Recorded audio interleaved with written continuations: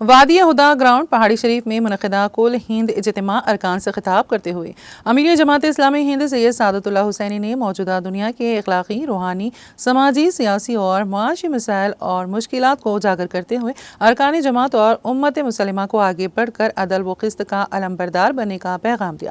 آپ نے ارکان کو ان کے ذمہ داریوں کی یاد دہانی کراتے ہوئے کہا کہ پرامن اور عادلانہ معاشرے کی تعمیر کے لیے ہمیں اعلیٰ اخلاقی کردار کی ضرورت ہے۔ اس اجتماع میں بڑے پیمانے پر ارکان جماعت کی شرکت تحریک اقامت دین سے ہمارے مضبوط تعلق کی دلیل ہے۔ اجتماع کے مقاصد پر بات کرتے ہوئے سید سعادت اللہ حسینی صاحب نے فرمایا ہے کہ یہ اجتماع تحریکی تجربات کے تبادلے، اعلیٰ مقاصد کے لیے جذبہ قرآنی، نظم و ضبط، ذہنی و فکری ہم آہنگی کے حصول اور اجتماعی اخلاقی قوت کے اضافے کا ایک اہم ذریعہ ہے۔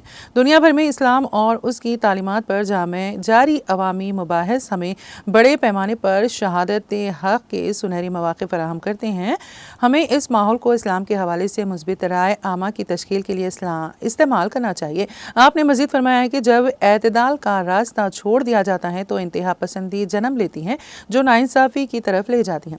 ہمیں خود بھی اس سے بچنا چاہیے اور دوسروں کو بھی بچانا چاہیے۔ مسلمانوں اور دیگر پسماندہ طبقات کو درپیش مشکلات کا ذکر کرتے ہوئے آپ نے اتحاد اور ثابت قدمی پر زور دیا اور کہا کہ موجودہ حالات سخت ضرور ہیں لیکن کامیابی کے راستے سخت مراحل ہی سے ہو کر گزرتے ہیں۔ امیر جماعت نے ارکان کو ان لوگوں سے تحریک لینے کی تلقین کی جو حالات کا ماتم کرنے یا الزام تراشیوں میں مصروف رہنے کے بجائے اپنے کام پر توجہ مرکوز کرتے ہیں۔ اللہ سبحانہ و تعالیٰ ایسے لوگوں کی مدد فرماتا ہے۔ ایسے افراد کی کارکردگی، ان کے تجربات اور کارنامے ہم سب کے لیے قیمتی سرمایہ ہیں۔